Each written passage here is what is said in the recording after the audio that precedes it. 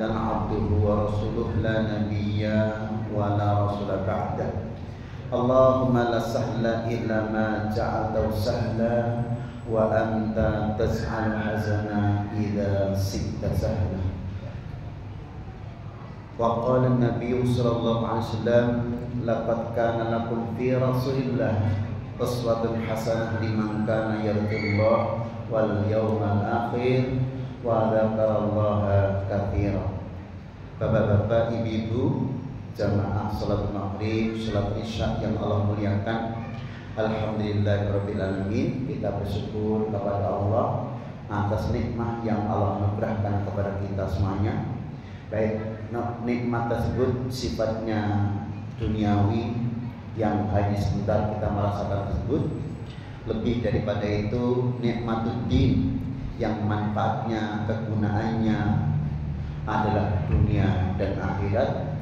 Di dunia dengan kita melaksanakan arahan-arahan, bimbingan-bimbingan dari Allah dan Rasulnya, senantiasa kehidupan kita jauh lebih baik, sebagaimana yang hari-hari kemarin sudah kita sampaikan sebuah kitab yang ditulis oleh Dr. Muhammad Ali Al-Hashimi berkaitan dengan syakhsiyatul muslim, bagaimana seorang muslim dengan Allah Subhanahu wa taala, bagaimana seorang muslim dia merawat diri sendiri, bagaimana seorang muslim harus menghormati kedua orang tuanya, bagaimana seorang muslim harus memberikan kasih sayangnya kepada istri, bagaimana seorang muslimah harus mentaati kepada suaminya, bagaimana seorang muslim sebagai orang tua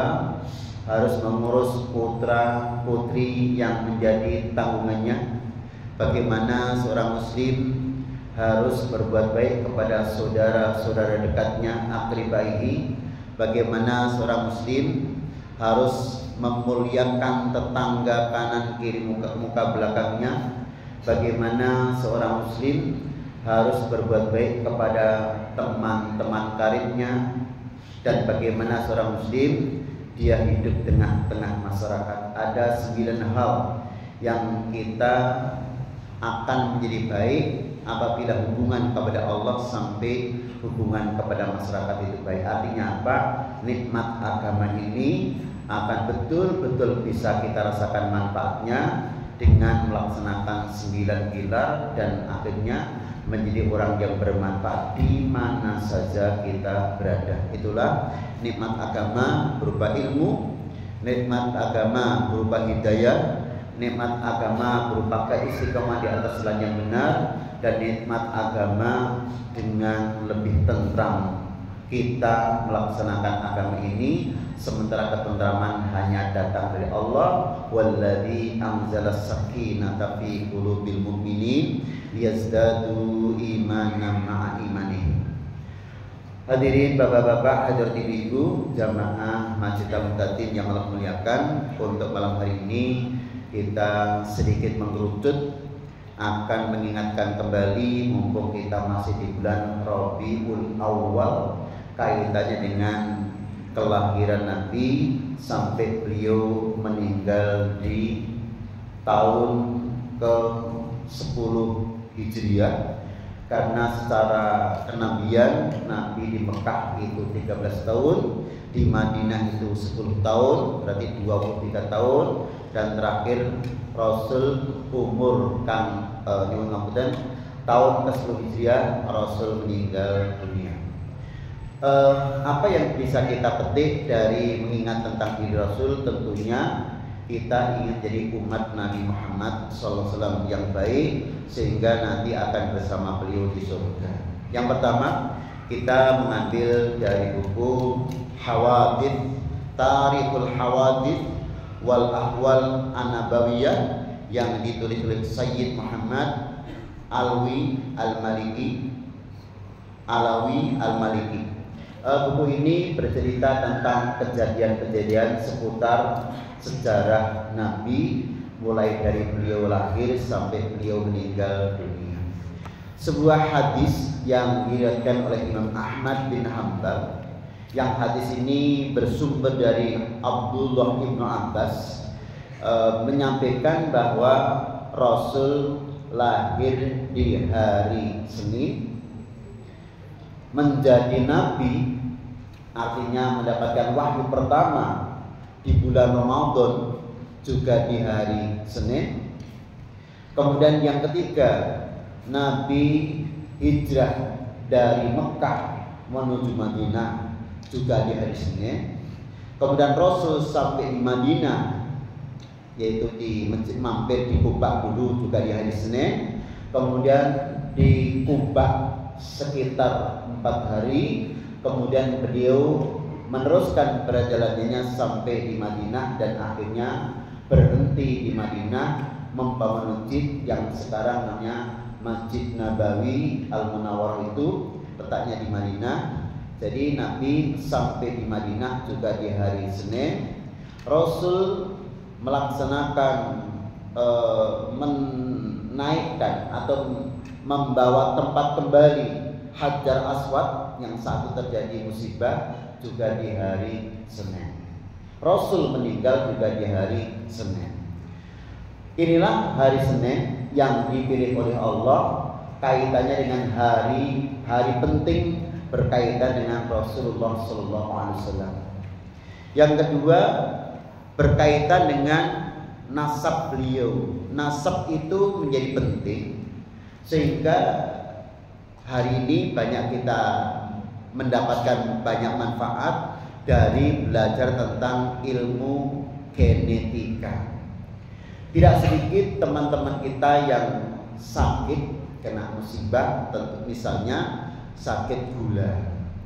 Nah, ternyata gula itu lebih banyak dari genetika yang diturunkan dari orang tuanya atau mbahnya nurun. Walaupun gula itu juga bisa bermula dari urusan pola makan. Tapi ternyata dari pola makan yang tidak sehat menjadi berpenyakit gula, lebih akan dipercepat kembali gula itu ketika ada genetika dari keturunan, dari yang turun kepada kita. Maka selagi genetika itu termasuk urusan penyakit. Apalagi saudara-saudara kita yang mendapatkan musibah sampai kurang normal hidupnya, sering terkena depresi, bahkan ada istilah sampai gila, itu juga tidak sedikit karena faktor gen yang turun kepada anak keturunannya. Sehingga gen itu penting. Apalagi kita pernah belajar sejarah tentang gennya Nabi Yusuf alaihissalam yang orangnya paling ganteng, ternyata juga punya gen di atasnya, yaitu Yakub, di atasnya lagi yaitu Ishak, di atasnya lagi yaitu Ibrahim, dan Ibrahim punya istri namanya Sarah. Sarah adalah orang yang tercantik di dunia sehingga melahirkan seorang buyut yang paling ganteng yaitu Nabi Yusuf alaihissalam. Sehingga urusan paras muka juga itu berkaitan dengan genetika. Nah, bagaimana dengan urusan attitude, budaya, akhlak, itu ternyata juga peran gen itu penting. Maka Rasul menyampaikan tentang urusan keturunan ini, Allah memilih Bani Ismail yang namanya Bani Kinanah. Innallaha astafa Kinanatan min waladi Ismail. Allah telah memilih Bani Kinanah, suku Kinanah, anak keturunan Ismail. Dan Allah telah memilih Quraisy itu dari Bani Kinanah. Dan Allah telah memilih Hashim min Quraisy, dari suku Quraisy. Wastofani min Bani Hasim. Jadi kalau kita dari bawah, Rasulullah Muhammad SAW itu dari Bani Hasim. Bani Hasim sendiri dari Quraisy. Quraisy sendiri dari Bani Kinanah. Bani Kinanah dari anak keturunan Ismail. Ismail dari Ibrahim. Dan ketika kita turun terus sampai ke atas, sampai Syed, putra Adam, Sid dari Adam dan Hawa. Sementara untuk Habil dan Qabil bukan nurunkan kepada Nabi Ibrahim. Jadi dari Sid.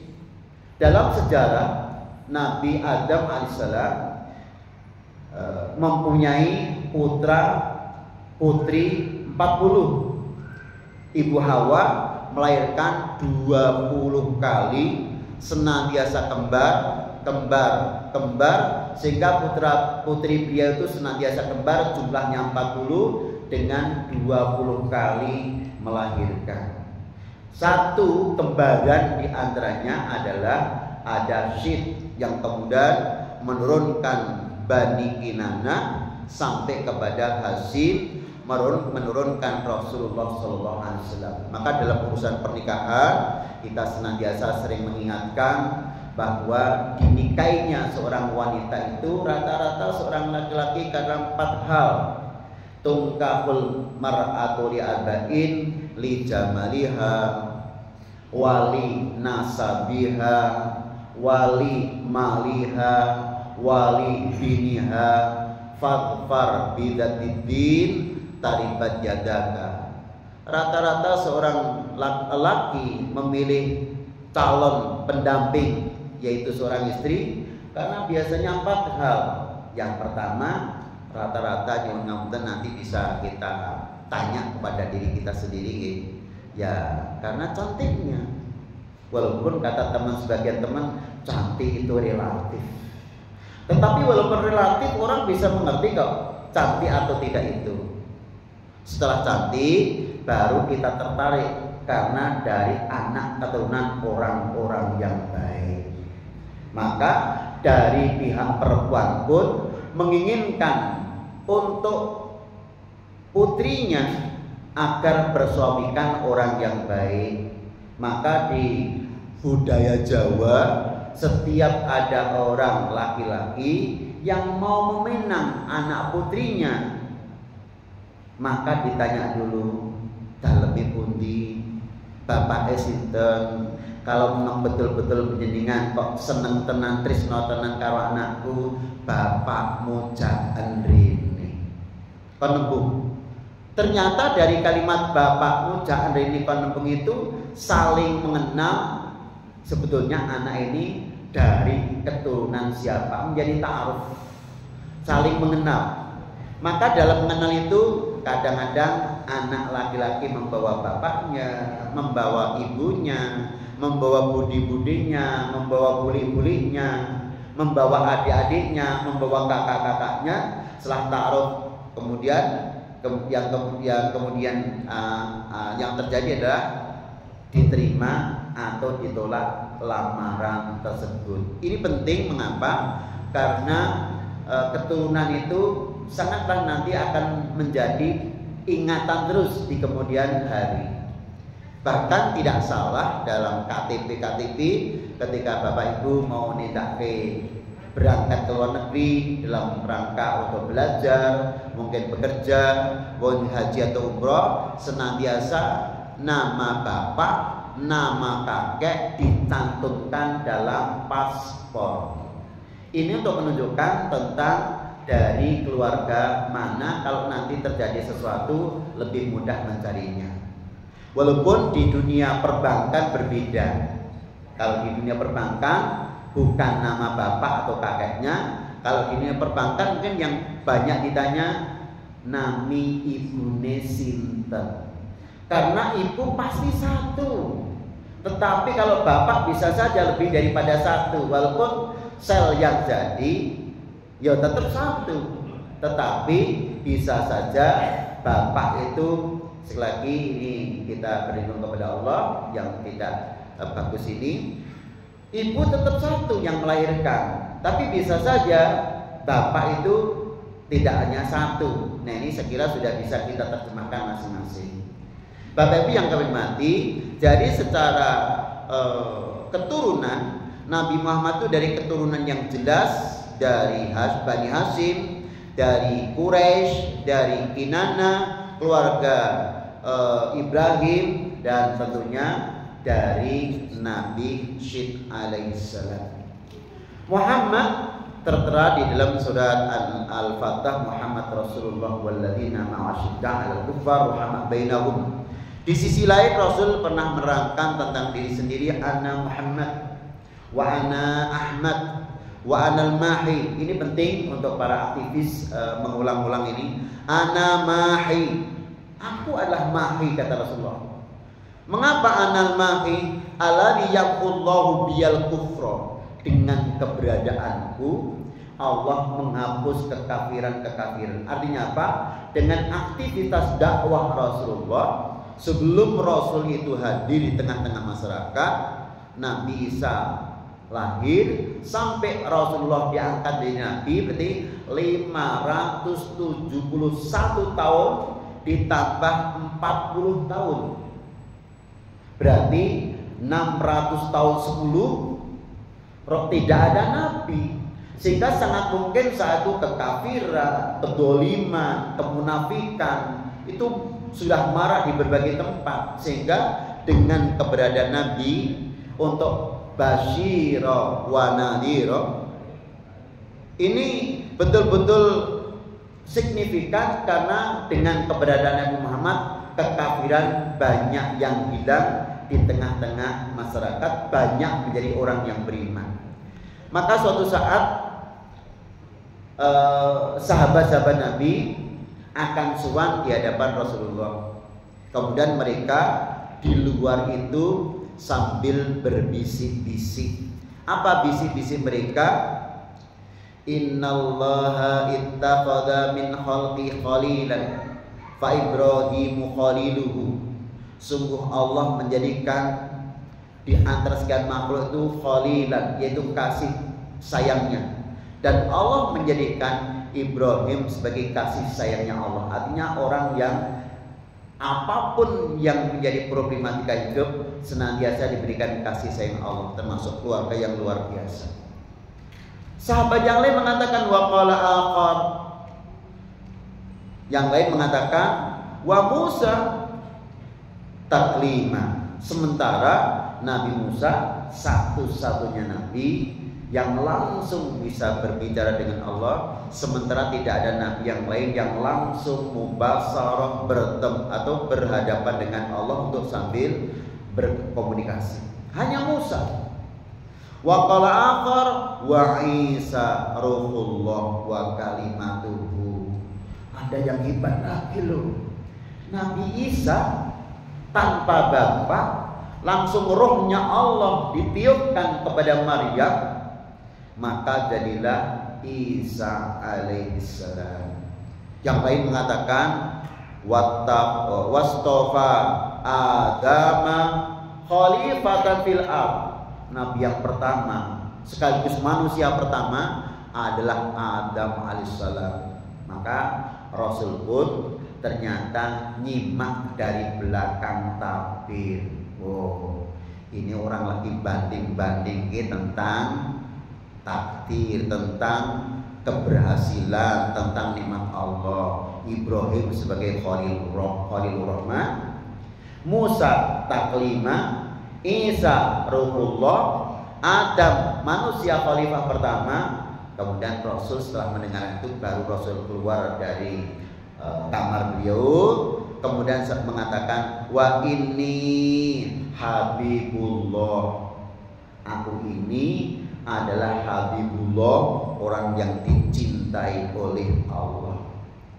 Apa bentuk kecintaan Allah kepada beliau? Kemudian kita nukil dari beberapa sumber, Rasul mengatakan aku ini adalah Nabi yang pertama kali dibangkitkan dari kuburan. Mantan syakul ardu. Aku adalah orang yang akan dibangkitkan pertama kali dari kuburan. Yang kedua, saya ini Nabi yang paling banyak pengikutnya di hari kiamat. Bagaimana tidak? Karena memang Rasul ini sampai hari ini saja sudah 1453 tahun yang lalu beliau ada, dan kita tidak tahu kiamat kapan akan datang. Tentunya umat Nabi Muhammad jauh lebih banyak dibanding umatnya nabi-nabi yang terdahulu. Oleh sebab itu kita ulang-ulang bahwa seorang suami, istri atau keluarga kita bila punya anak banyak, insya Allah itu disukai Rasulullah. Maka Rasul pun sampai mengatakan tazawwaju wadudal walud, nikailah wanita-wanita yang penjumbu, yang mempesona.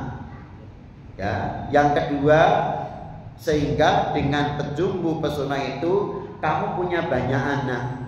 Kamu punya banyak anak. Sehingga dari persona saja punya banyak anak, apalagi Nabi Muhammad berdakwah sekian tahun, ditambah dakwahnya para sahabat Nabi, ditambah dakwahnya para tabi'in, ditambah dakwahnya para tabi'ut tabi'in, diteruskan para ulama sampai hari kiamat. Umatnya paling banyak. Yang ketiga, wa ana awwal syafi' fil jannah. Aku adalah orang yang pertama kali akan berikan syafaatnya kepada umatku untuk masuk surga. Caranya bagaimana? Ana awwalu man yaqra'u babal jannah. Aku adalah orang yang pertama kali mengetuk pintu surga. Begitu aku datang ke pintu surga, aku ketuk pintunya, aku minta dibukakan surga tersebut. Fayaqulul khazin, kemudian penjaga surga bertanya padaku, man anta, siapa kamu? Faqulu, aku jawab, Muhammad. Aku adalah Muhammad. Maka penjaga tersebut mengatakan, bika umirtu wala aftah qablaka. Untukmu aku diperintahkan untuk buka pintu, dan sebelum kamu tidak ada satu orang pun yang masuk surga. Artinya Nabi Muhammad yang pertama kali memberikan syafaat masuk surga, Rasul yang pertama kali masuk surga. Ada sebuah harapan kepada kita langsung di belakang Rasulullah Shallallahu Alaihi Wasallam. Maka yang kita ulang-ulang tentang materinya adalah, walaupun kita itu hitungan tahun sudah 1453 tahun yang lalu selisihnya dengan Rasulullah, kita baru hidup tahun ini, tidak usah susah. Karena justru lama itu Rasul memberikan pujian kepada kita. Siapa orang yang paling hebat imannya, kata Rasulullah? Ya, para malaikat. Bukan. Kalau malaikat hebat imannya itu biasa-biasa. Karena memang malaikat itu diciptakan oleh Allah, wa nahnu nusabbihuka wa nuqaddisu lak. Tugas kami itu bertasbih padamu dan mensucikan kamu, ya Allah. Sehingga intinya malaikat itu diciptakan untuk makhluk yang tiap hari beribadah, bertasbih, dan tidak Allah sertakan hawa nafsu. Malaikat tidak ingin punya istri. Malaikat tidak ingin punya kendaraan yang bagus.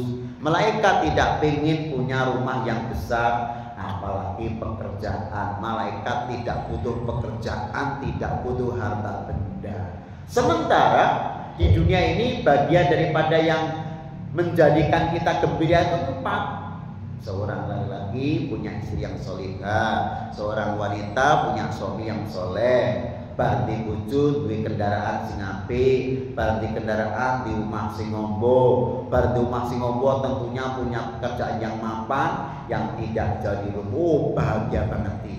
Malaikat tidak perlu itu semuanya. Berarti malaikat juga tidak ngedapi-dapi ketika malaikat itu menjadi makhluk yang paling beriman kepada Allah. Enggak. Kalau malaikat enggak, fanabiyun ya Rasulullah. Kalau begitu para nabi. Apa kata Nabi? Bagaimana para nabi tidak beriman? Wahyu tiap hari langsung dari Allah turun kepada mereka. Mereka hidup langsung dibimbing oleh Allah. Mereka berjalan dibimbing oleh Allah. Mereka ke pasar dibimbing oleh Allah. Mereka berkeluarga dibimbing oleh Allah. Artinya ketika para nabi, orang-orang yang beriman bagus itu, orang kaget. Aku tidak heran. Kalau nabi enggak, fanahku ya Rasulullah. Kalau nabi juga enggak, berarti kami sahabatku ya Rasulullah. Apa kata Nabi? Kamu juga enggak. Kok bisa? Bagaimana kamu menjadi orang terbaik? Aku kan masih hidup di tengah-tengah kalian. Kamu masih bisa melihat mukjizat Allah yang diberikan kepadaku. Aku mengeluarkan tangan, bagaimana jari jemariku keluar air. Kamu melihat kan? Artinya mukjizat itu real. Sehingga kamu beriman padaku, wajar karena kamu melihat. Bagaimana aku diizinkan oleh Allah membelah bulan. Kalian melihat juga kan? Bagaimana kalian tidak beriman? Kamu melihat mukjizat-mukjizat Allah yang diberikan kepada aku. Kalau malaikat enggak, para nabi tidak, sahabatku juga enggak. Faman ya Rasulullah? Kalau begitu siapa ya Rasulullah? Kemudian Rasul mengatakan, a'jabun nas imanan qaumun yaji'una min ba'dikum fayajiduna kitaban minal wahyi fayu'minuna bihi wa yattabi'una. Yang paling tapi keimanannya adalah kaum atau umat manusia yang datang setelahmu. Berarti datang setelahku juga, mulai dari tabi'in, tabi'un, ulama sampai hari kiamat nanti, yang mereka itu semuanya menjadi orang-orang yang beriman. Itulah umat yang terbaik imannya. Mengapa terbaik imannya?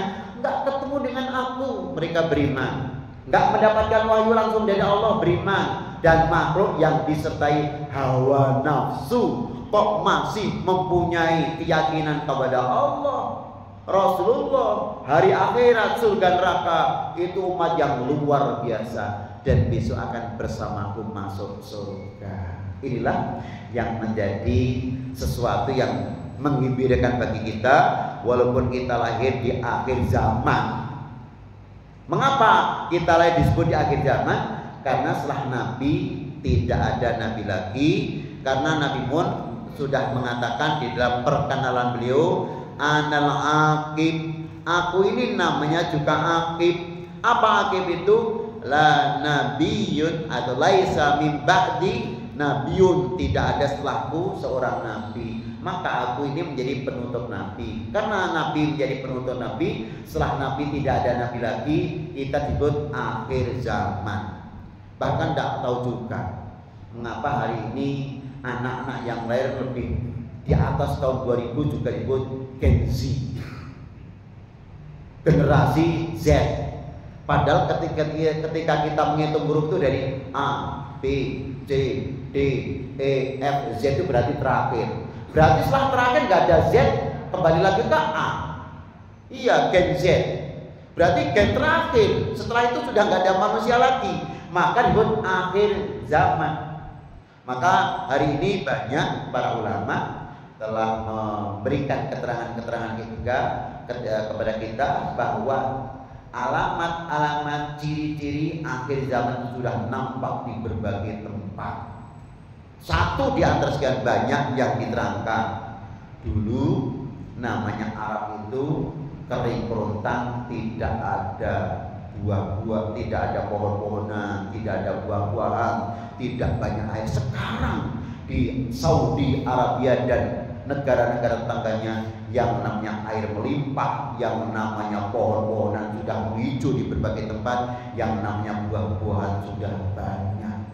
Ditambah lagi dengan ciri-ciri yang lain, tentang datangnya kiamat kubur. Bapak Ibu yang berbahagia, mengingat kembali tentang Rasulullah SAW, kita akan mengingatkan agar kita ini mencontoh Rasul dalam 9 aspek. Maka mencontoh Rasul dalam 9 aspek, bagaimana kita mencontoh Rasul dalam 9 aspek itu, satu diantaranya tentang Rasulullah kepada Abdullah bin Mas'ud. Hadis ini sudah yang kesekian kalinya saya baca. Suatu saat Rasulullah ketemu dengan Abdullah bin Mas'ud. Wa qala an-nabiy sallallahu alaihi wasallam, "Iqra' alayya al-Qur'an." Ya Abdullah, bacakan untukku Al-Qur'an. Maka Abdullah bin Mas'ud pun menjawab, "Aqra' alaikal Qur'an." Wa alaika unzil, bagaimana aku harus membacakan kepada panjenengan Al-Qur'an Karim sementara Al-Qur'anul Karim diturunkan kepada panjenengan. Artinya mungkin kalau bahasa saya, lah pripun Al-Qur'an turun ke panjenengan atau diturunkan ke panjenengan kok kula sing maca, ya kula ra iso lebih fasih daripada jenengan. Lah jenengan lebih fasih. Apa kata Nabi? Uhibbu an asma'an li ghairi. Aku pingin banget, aku suka banget untuk mendengarkan Al-Quran yang baca itu selain dariku. Akhirnya Abdullah bin Mas'ud pun dengan sungguh terpaksa beliau membacakan surat An-Nisa, ya ayyuhan nasu taqu rabbakumul ladzi khalaqakum min nafsin wahidah wa khalaqa minha zawjaha wa batha minhuma rijalan katsiran wa nisaa wattaqullaha alladzi tasaaluna bihi wal arham innallaha kana 'alaikum raqiba. Terus sampai ayat ke 41. Fa kaifa idza ji'na min kulli ummatin bi syahid wa ji'na bika 'ala haula'i syahida. Kif hasbukal an. Berhenti. Dalam keterangan Rasul tidak mengatakan shadaqallahul adzim, tapi Rasul mengatakan hasbukal an, stop sekarang. Langsung Rasul nangis. Wabaka Rasulullah. Mengapa Rasul menangis? Aku takut kepada ayat An-Nisa ayat 41 itu ya Abdullah bin Mas'ud. Mengapa engkau takut ya Rasulullah? Bagaimana nanti ketika di padang mahsyar aku didatangkan di tengah-tengah umat manusia untuk dijadikan saksi atas apa yang mereka lakukan. Sebaliknya mereka akan berikan persaksian tentang diriku. Ini kamu perintahkan tidak, ini kamu sudah larang kepada umat manusia tidak, kamu konsekuen apa yang kamu ucapkan dengan amalan atau tidak. Inilah yang kadang-kadang sangat ditakuti para ustadz, para mubalik itu begini. Alah, ngomong tentang zakat, ustadz tahu zakat apa orang? Walah ngomong tentang zuhud, ngomongannya kok zuhud kok omahe, mobile, klambine, atamuruna nasa bil bir wa tansawna anfusakum wa antum tatlunal kitab. Bagaimana kamu bisa menyuruh orang lain melakukan kebaikan sementara kamu lupa kepada dirimu sendiri? Sementara setiap hari kamu membaca kitab, artinya tidak konsekuen. Omong gampang, lakoni angel. Nggih. Gedang woh pakel, ngomong gampang, lakoni angel. Kancane akeh kan begitu. Aku besok akan disaksikan oleh umatku. Bagaimana aku menyuruh kebaikan, bagaimana aku menyuruh sesuatu yang dilarang oleh Allah, aku konsekuen. Dan itu juga aku ditanya oleh Allah. Sebaliknya, kamu juga akan ditanya oleh Allah dan aku menjadi saksi. Ini sudah aku larang loh ya, mengapa kamu lakukan? Ini sudah aku perintah loh ya, mengapa kamu tinggalkan? Inilah yang senantiasa kita ingatkan nanti. Alam ya'tikum nadhir. Qalu bala qad ja'ana nadhir bal kadzabna.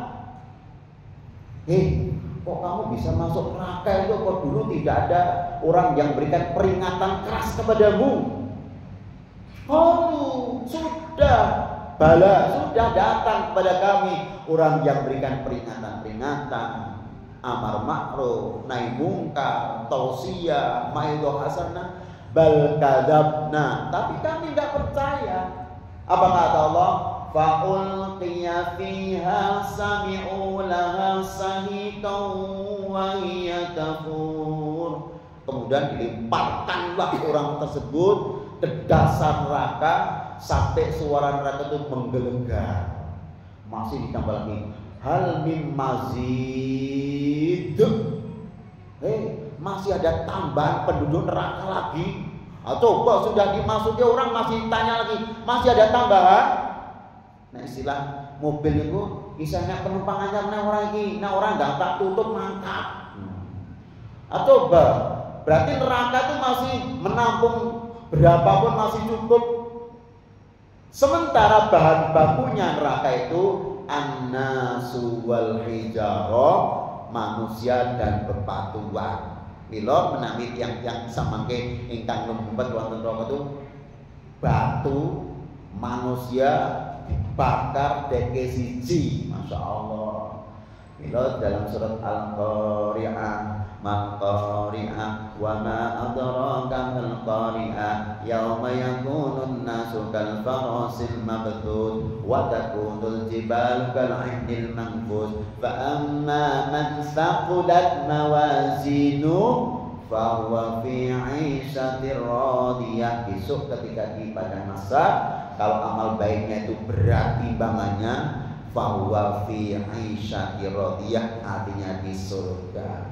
Wa amma man khafat mawazinuhu, barang siapa yang ringan timbangan kebaikannya, wa amma man khafat mawazinuhu fa ummuhu hawiyah, tempat tinggalnya di neraka hawiyah. Wa ma adraka ma hiya, apa jawabannya? Narun hamiyah. Dan narun hamiyah itu bahan bakarnya dari manusia dan jin, manusia dan batu. Bapak Ibu, jadi ayat hadis ini yustafadu minal hadis bahwa annal khusu inda simal Quran yakunu bil buka la bisya. Ternyata ciri-ciri kusuk ketika mendengarkan Al-Quran itu kalau mendapatkan ayat-ayat yang menerangkan tentang siksaan, tentang akhirat yang begitu, itu bisa menangis. Maka dalam banyak fikih mengatakan bahwa sholat sambil menangis itu diperbolehkan kalau menangisnya karena ingat tentang kesalahan, ingat tentang dosa, ingat tentang azab neraka. Apalagi misalnya tentang innallaha azizun dzuntiqam, innallaha syadidul iqab. Berhenti sejenak, kemudian menangis. Boleh, tidak membatalkan sholat kita. Maka Rasul pun ketika mendengarkan Al-Quran bisa menangis loh, bisa menangis. Yang kedua, bahwa orang walaupun sudah senior secara umur, sudah senior secara ilmu tentang agama, sesekali harus mendengarkan tausiah, pengajian yang disampaikan oleh juniornya. Rasul itu Al-Quran diturunkan kepada beliau, tapi Rasul masih minta Abdullah bin Mas'ud untuk membacakan Al-Quran. Artinya memang tidak sekali-sekali, sesekali atau banyak kali ustadz-ustadz yang sudah senior, tingkatannya provinsi, tingkatannya nasional, tingkatannya Asia Tenggara, tingkatannya Asia bahkan dunia, harus sesekali mendengarkan tausiah para juniornya. Barangkali itu kadang-kadang justru lebih menyentuh, karena kadang-kadang sesuatu yang dibaca sendiri itu kadang-kadang sudah lupa, tapi yang membacakan orang lain itu bisa ingat. Milo peringatan orang lain itu penting. Wadzakir fa inna, dan ingatkanlah karena sesungguhnya peringatan itu sangat berguna bagi kita. Maka kalau diingatkan memang sebaiknya jangan marah. Siapapun yang memperingatkannya, termasuk para junior-juniornya memperingatkan yang sudah senior. Maka Rasul itu sudah senior, dibacakan Quran oleh juniornya karena memang permintaan Rasulullah, Rasul bisa menangis. Itu saja. Kemudian yang terakhir kesimpulannya, Rasul suka sekali mendengarkan bacaan Al-Quran yang dibaca dari selain dirinya, walaupun Quran itu turun kepada Rasulullah. Inilah penting bagi panjenengan kula ingkang sampun rumas aku ki senior, aku wis tuwa. Aku kuliah wis S1, strata 1, aku sudah S2 magister, aku sudah S3 doktoral, aku sudah profesor. Sesekali harus mendengarkan orang junior, karena itu bagian daripada untuk bermuhasabah sejauh mana keimanan kita ketika mendapatkan siraman-siraman dari orang yang lebih junior. Mengatur pengajian dari ini mugi-mugi manfaat datang penjaringan terasa kula dan mugi-mugi Allah estu paling kita petunjuk kepada kita bersama dan Allah berikan istiqomah sampai kita sowan kepada Allah Subhanahu wa taala. Subhanaka Allahumma wa bihamdika asyhadu an la ilaha illa anta astaghfiruka wa atubu ilaik. Assalamualaikum warahmatullahi wabarakatuh.